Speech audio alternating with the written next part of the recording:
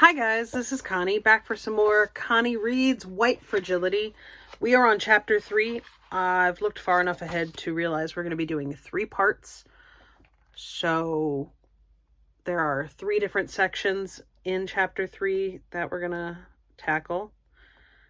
And let's just get to it. Chapter 3, Racism After the Civil Rights Movement. And there's a couple of different quotes here. Children today are so open. When the old folks die off, we will finally be free of racism. I grew up in a small rural community, so I was very sheltered. I didn't learn anything about racism. I judge people by what they do, not who they are. I don't see color, I see people. We are all red under the skin. I marched in the 60s.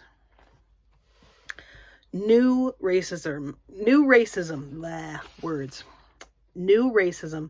is a term coined by film professor Martin Barker to capture the ways in which racism has adapted over time so that modern norms, policies, and practices result in similar racial outcomes as those in the past, while not appearing to be explicitly racist. Sociologist Eduardo Bonilla Silva. Wow.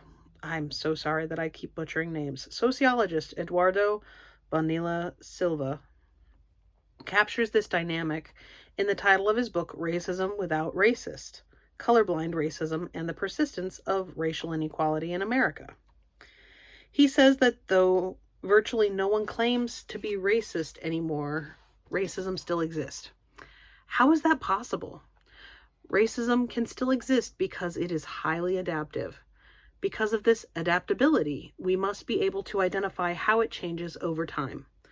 For example, after a white nationalist march and the murder of a counter-protester, the President of the United States said that there are fine people on both sides, unquote. This comment would have been unthinkable from a high-ranking public official just a few years ago. Yet if we asked the president if he was a racist, I am confident that he would reply with a resounding no. In fact, he recently stated that he was the least racist person one could ever meet. In this chapter, I review various ways that racism has adapted over time to continue to produce racial disparity, while it exempts virtually all white people from any involvement in or benefit from racism. All systems of oppression are adaptive. They can withstand and adjust to challenges and still maintain inequality. Take, for instance, the federal recognition of same-sex marriage and accommodations for people with disabilities. While the overall systems of heterosexism and ableism are still with us, they have adapted in limited ways. These adaptations are held up as a reassurance to those who fought long and hard for a particular change that equality has now been achieved. These milestones, such as the recognition of same-sex marriage, the passage of the Americans with Disabilities Act Title IX, the election of Barack Obama, are of course significant and worthy of celebration, but systems of oppression are deeply rooted and not overcome with the simple passage of legislation. Advances are also tenuous, as we can see in recent challenges to the rights of LGBTQI. It says lesbian, gay, bisexual, transgender, queer, or questioning and intersex people. I did not know that that was the new rendition of that. Advances are also tenuous, as we can see in recent changes to the rights of LGBTQI people. Systems of oppression are not completely inflexible, but they are far less flexible than popular ideology would acknowledge. And the collective impact of inequitable but they are far less flexible than popular ideology would acknowledge, and the collective impact of inequitable distribution of resources continues across history. We're going to go into the next section of chapter 3, which is called Colorblind Racism. And this will be the section that we end with for this video. Colorblind racism. What is termed colorblind racism is an example of racism's ability to adapt to cultural changes. According to this ideology, if we pretend not to notice race, then there can be no racism. The idea is based on a line from the famous I Have a Dream speech given by Dr. Martin Luther King in 1963 during the March on Washington for Jobs and Freedom. At the time of King's speech, it was much more socially acceptable for white people to admit to their racial prejudices and belief in white racial superiority. But many white people had never witnessed the kind of violence to which blacks were subjected. Because the struggle for civil rights was televised, whites across the nation watched in horror as black men, women, and children were attacked by police dogs and fire hoses during peaceful protests and beaten and dragged away from lunch counters. Once the Civil Rights Act of 1964 was passed, a landmark civil rights and U.S. labor law that outlaws discrimination based on race, color, religion, sex, or national origin, it was less acceptable for white people to admit to racial prejudice. They did not want to be associated with the racist acts they had witnessed on television, in addition to the fact that discrimination was now illegal. One line of King's speech in particular, that one day he might be judged by the content of his character and not the color of his skin, was seized upon by the white public because the words were seen to provide a simple and immediate solution to racial tensions. Pretend that we don't see race, and racism will end. Colorblindness was now promoted as the remedy for racism, with white people insisting that they don't see race, or, if they did, that it had no meaning to them.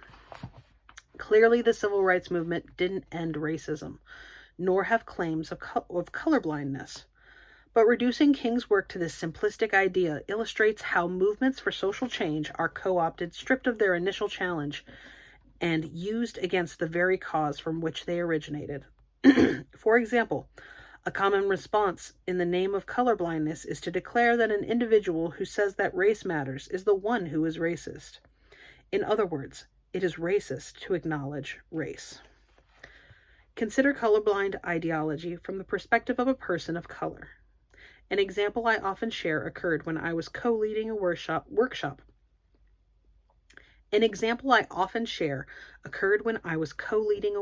with an African American man. A white participant said to him, "I don't see race. I don't see you as black."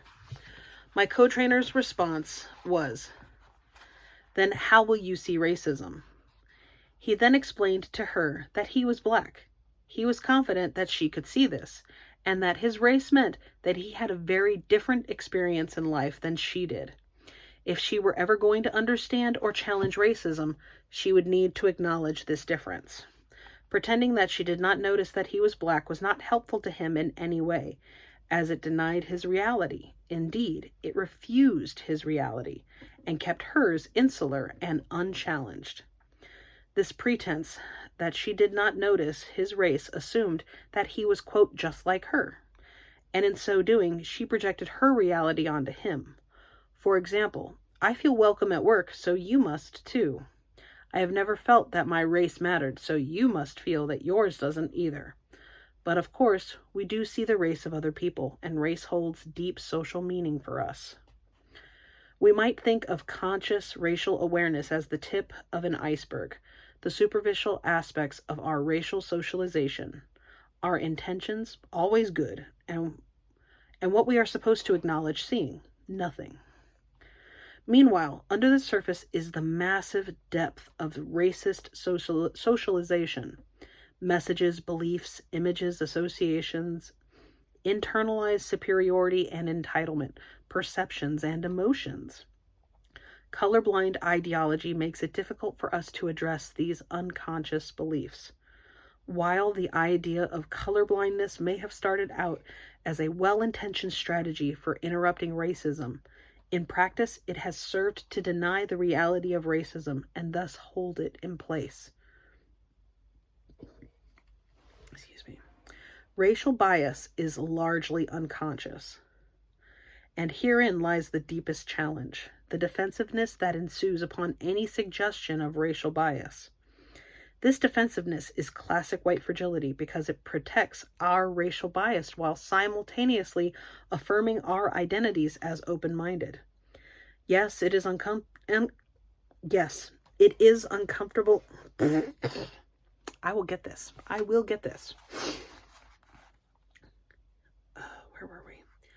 Yes, it's uncomfortable to be confronted with an aspect of ourselves that we don't like, but we can't change what we refuse to see. Countless studies show empirically that people of color are discriminated against in the workplace. Imagine you had empirical evidence that your coworker was unintentionally discriminating against people of color during the hiring process.